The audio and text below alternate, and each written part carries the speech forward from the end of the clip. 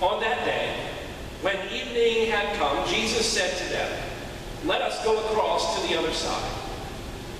And leaving the crowd behind, they took him with them in the boat, just as he was. Other boats were with him. A great windstorm arose, and the waves were beating into the boat, so that the boat was already being swamped. But Jesus was in the stern, asleep on the cushion. And they woke him up and said to him, "Teacher, do you not care that we are perishing?" Jesus woke up and rebuked the wind. And he said to the sea, "Peace, be still." Then the wind ceased and there was a dead calm. Jesus said to them, "Why are you afraid? Have you still no faith?" And they were filled with great terror and said to one another, "Who then is this, that even the wind and the sea obey him?" This is the word of the Lord. Thanks be to God. I hadn't intended on tipping my hat for Father's Day, but I want to give my dad credit for taking me to my first movie in the theater ever, and I did not want to go. The idea of seeing a movie about stars, wars, I had no idea. I was not a big fan of most of the things that my dad liked on TV, and I figured that this would just be a couple of hours of torture, and I was wrong. So I'm saying that publicly so that I can own that and give him credit on this day.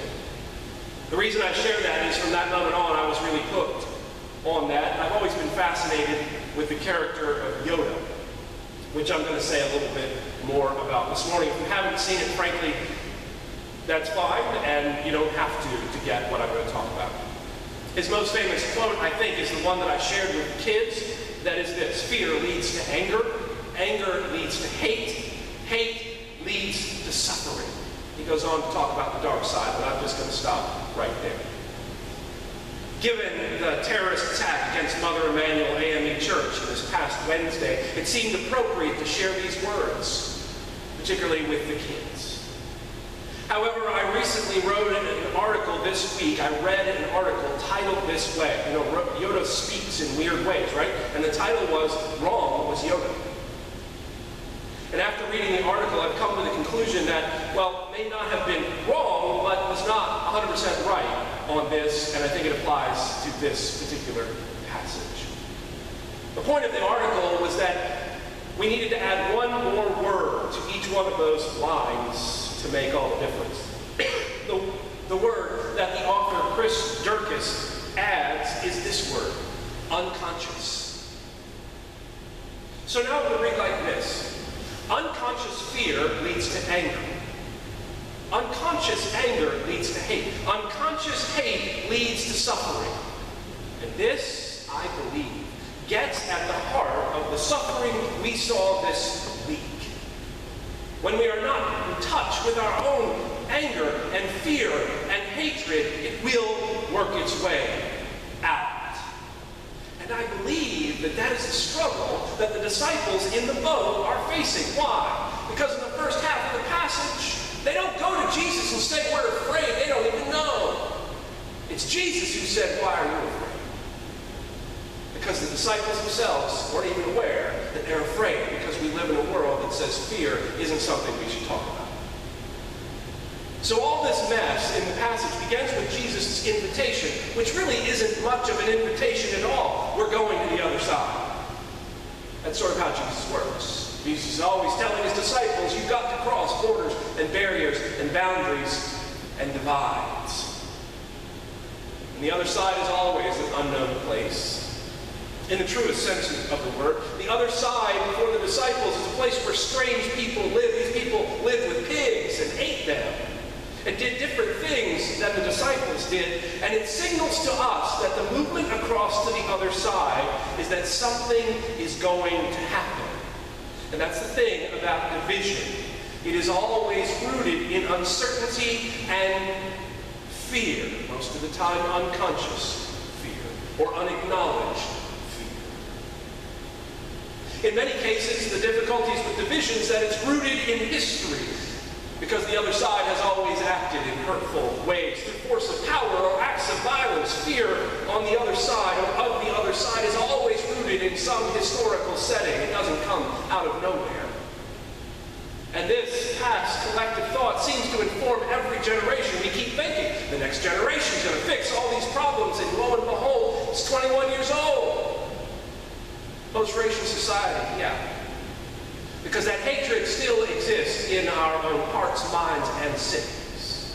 So we have to stop believing magically that the next generation is just somehow going to overcome the world in ways that we could not.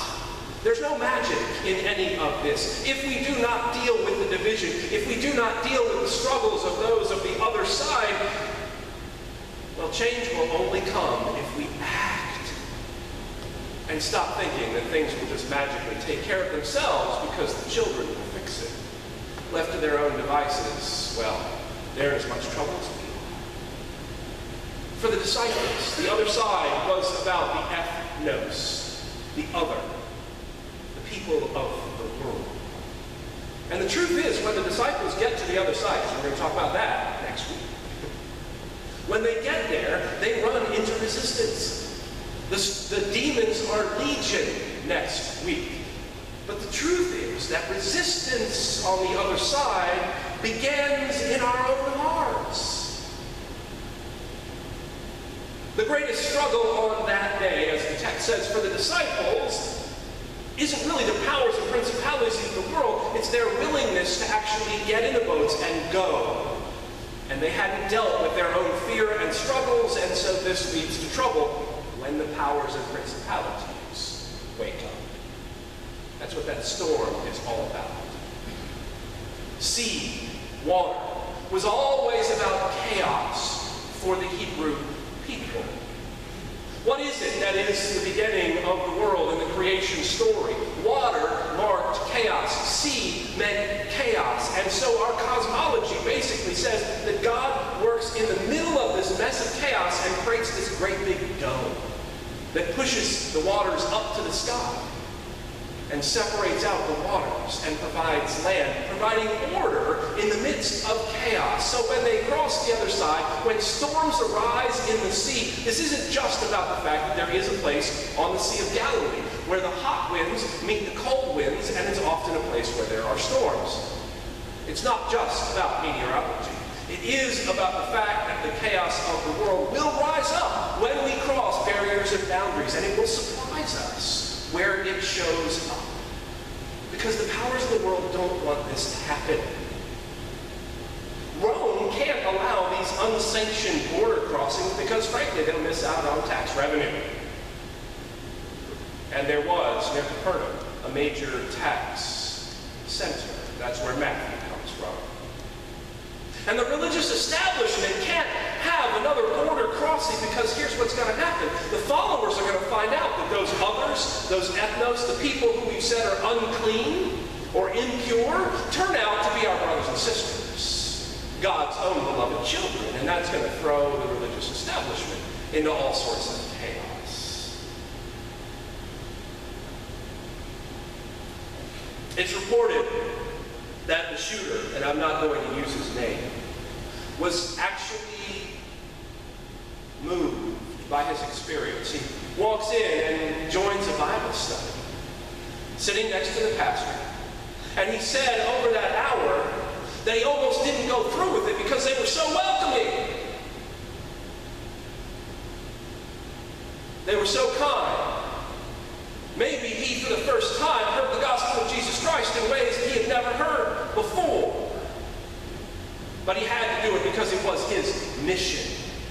It's hard to overcome generations of hate with 1 hour Bible study.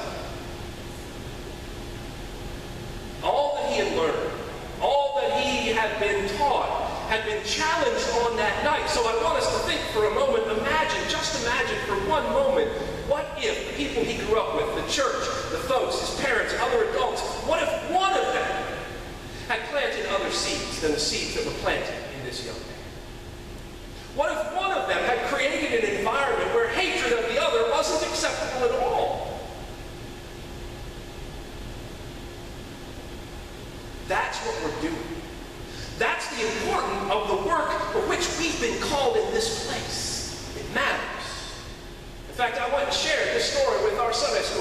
said, don't ever forget what you are doing is tearing apart brick by brick the cathedrals of hatred that still live and breathe again. We want to think that we've made it to another side. We want to believe that we're good people. We want to believe this kind of thing is just an anomaly. But we know the truth of racial violence and hatred in this country. It's never stopped. You can take away the guns, they use bombs. You might remember Oklahoma City.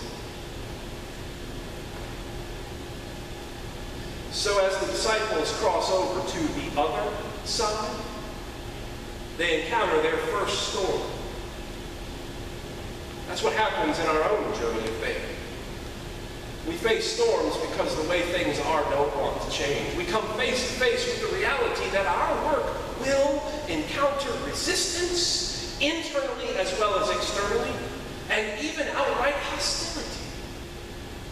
It is the sort of hostility that arises when we talk about inequality or systemic racism or white privilege.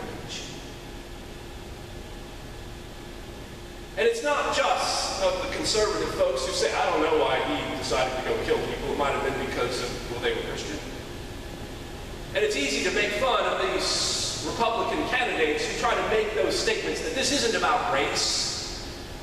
But the truth is, in the liberal white bastions of Christianity, we are still blinded by our own racism as well. So before we pick on these folks, we need to look inside. But it is then when we start challenging these things. Well, you know, I had the privilege when I lived in Atlanta of sort of attaching myself to the task force to combat racism in the Presbyterian of Greater Atlanta. And I was always fascinated. The conservative churches were the ones that wanted to come and hear the stories and figured out how they deal with it. And the liberal, progressive churches, white, by the way, right? All of them said, we've dealt with this, we don't have a problem with this. And they, in fact, were the ones who had never acknowledged their own racist stuff. Unacknowledged fear leads eventually to suffering. I like to envision the disciples going to Jesus and saying, you know, this turned out to be a lot more difficult than we expected. We were hoping to be pleased. They go to him and say, do you care? We're perishing. We're dying here. I wonder if Jesus wanted to say, yes, of course, we're all dying. At some point, we will all be dead. What are you going to do in the meantime? But he doesn't. Jesus wakes up and he stops the storm. But this isn't the Jesus who is calmly sleeping on a pillow, gets up and goes, calm down, storm. You should have faith. Why don't you have faith? No, Jesus gets up, and actually the words are, he yells at the storm. He yells at the storm. It's not, peace, be still. It's, shut up! That's what the Greek says. And then he turns away, turns to the disciples, and this translation is probably better. Why are you acting like cowards who run away from a fight? That's actually what the Greek says. Don't you have faith yet? And it's at this moment where I'm reading the text going, oh, I'm not sure what I'm going to do with this. But that was Tuesday of this week. And then Wednesday happened. And it made me realize we're up against some really difficult stuff. And it will be a battle and a struggle. And our tendency is to become cowardly. And Jesus is just pointing that out. Jesus is just pointing that out. What's happening here is we have to learn to take Jesus just as he is. Now, that's a great line because all the scholars in all the world say they have no idea what that really means. So we can drive a truck into that statement and make it mean anything we want. That's what I'm about to do. But I think you'll be all right with what I do. We have to take Jesus as he is when he tells us we've got to stop acting like cowards and stand strong. Not that we're going out to fight with the weapons of death, but that we are going to face the weapons of death with our bodies and our love and our resistance, our non-participation in the ways of death. When Jesus challenges the disciples, he's saying something that they need to hear. And sometimes when we've got to hear something we don't want to hear, or that we willfully not heard for a long time, we have to kind of get that verbal smack in the side of the head. Or as one of my pacifist pastor friends said, sometimes we need a pastoral punch in the face. That's a metaphorical term. Jesus is naming for the disciples something they can't name for themselves. They're worried about dying, and Jesus says, the problem is fear. You got to deal with your fear, and you haven't figured that out. Until Jesus says it, the word fear never shows up. The disciples are afraid and unable to even acknowledge that. Unconscious, unacknowledged fear is the path to suffering, and Jesus knows it. You are afraid. And you need to deal with that fear in order to follow Jesus to the other side. That's a message that will continue to be important. Crossing the borders and barriers is sometimes, and the divisions are sometimes more unsafe for some folks than others, but we all have to face our fear and do that hard work. Crossing the borders and barriers and divisions in our hearts and in our cities will require us to get honest with one another, to hear the painful places. Not to say, can't we just get over that? That was in the past. Because the past never is. Because if we are serious about our desire and our mission here, we have to wrestle with the stuff that we try to bury. Sometimes just try to be nice. There is much to be afraid of in our world.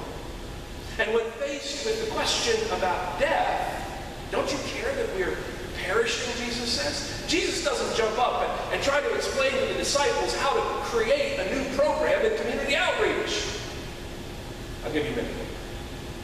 When faced with the question that don't you care that we're dying? Jesus doesn't stand up and say, well, you need to do this and this differently in order to navigate the storms that you will face in your life. That's not in this passage at all.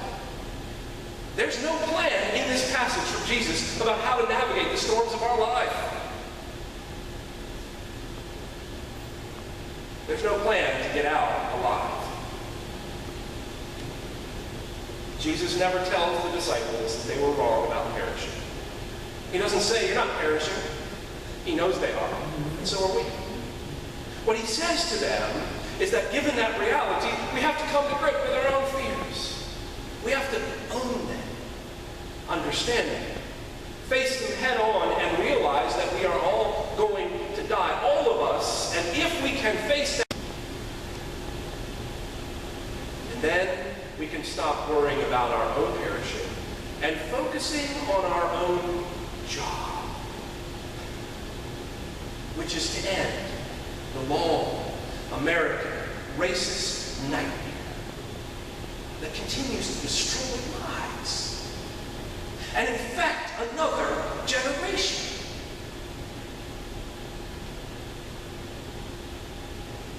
That boy doesn't know what Rhodesia is. It didn't exist when he was born.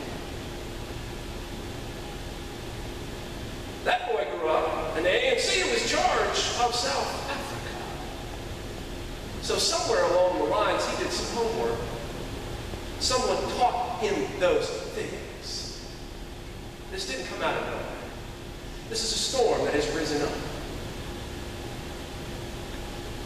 And it won't be the last. And we mourn. But mourning isn't enough. We've got to deal with it. We've got to learn our history, particularly white folk, because we just aren't taught this stuff growing up. But I will tell you that some of our young high school and now college students, there are so many things about black history that they just don't even know. And know about the struggles for justice. We've got work to do. But before we can begin to cross to the other side, we've got to deal with that fear. And before we can deal with it, we have to name it. But that is our call. Because we don't do it alone. It's true, we're all perishing. The question is, how will we then live? Hatred can be overcome. All we have to do is go back to the story of our faith.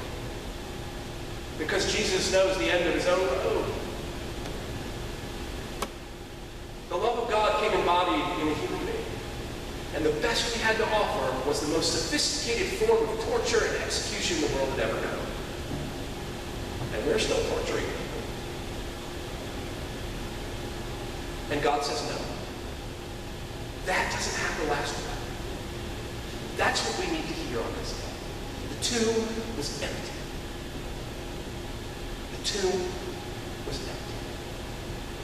The tomb is still empty.